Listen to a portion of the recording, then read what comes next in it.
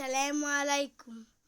اعملوا لايك وشير سبسكرايب للفيديو سبسكرايب للقناة. السلام عليكم. اللهم صل وسلم وبارك على سيدنا محمد وعلى آل سيدنا محمد. تعالى نعمل مع بعض شوية الفول التحفة دولت، بجد مكون سهل جدا جدا، هيطلع معاكي الفول احلى من بره بكتير. تعالى نسموا الله ولايك وشير وسبسكرايب للقناة ويلا بينا. نقعنا الفول اهوت في مية، حطيت مية كتير زي ما انتوا شايفين كده. بصوا الحبايه دلوقتي قد ايه، وهتشوفوها تاني بعد ما تتنقع بقى. نقعتها يوم كامل 24 ساعه، وبعد كده تعالوا نشوف مع بعض بعد ما نقعناها 24 ساعه بقت الحبايه معانا عامله ازاي. بصوا بسم الله ما شاء الله، تضاعفت واتنفخت كده وبقت حلوه وبقت طريه معانا. مش هتاخد معاكي سوا، ولو اخدت عادي، بس هي مش هتاخد معاكي سوا كتير. معانا الحله فاضيه هنحط فيها الفول بتاعنا. تمام، وهنحط الميه برضو بتاعتنا هزودها. بصوا انا مليت الحله ميه لان الحله كانت صغيره شويه، المفروض كنت احطها في حله اكبر من كده. كيلو الفول حطيت عليه ب5 جنيه فول مدشوش بالشكل اللي انتوا شايفينه دوت. ده بقى بيدي للفول بتحسي ان الفول كده مزبت كده حلو يعني. هنحط معلقه من البابريكا، ودي اول مره كنت اعمله بيها وكان طلع بصراحه حلو قوي قوي. وهحط معلقه واحده من الخل. تمام كده. الله اكبر، الله اعظم، يا عزيزي يا قوي، يا الله اشهد ان لا اله الا الله واشهد ان سيدنا محمد رسول الله. تمام كده، قلبنا الفول تقليبه حلوه كده وهنرفعه على نار هاديه قوي. هيقعد معانا من 5 ساعات ل6 ساعات.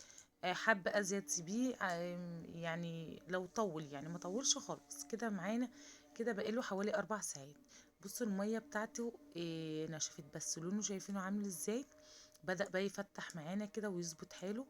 بصوا حلو قوي. بغليله مية على النار وبزوده بالمية اللي انا غلياها. مش هينفع تحط عليه مية ساقعة خالص، هيسود منك، وغير ان هو هيسود منك مش هيبقى حلو.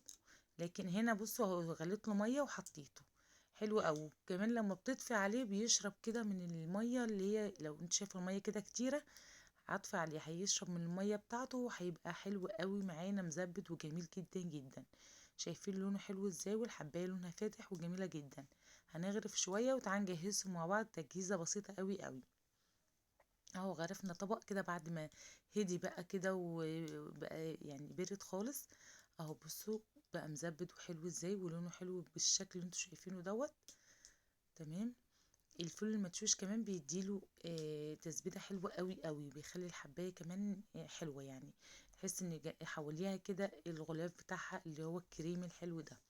تمام، دي الحبايه بتاعتنا بالشكل دوت. هنحط عليه مكونات بسيطه قوي ودوقي طعمه، يعني دوقي الطعم بتاعه.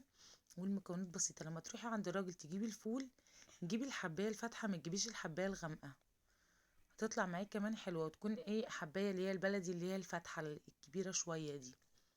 حطيت ملح وحطيت كمون، وهحط شويه من الزيت.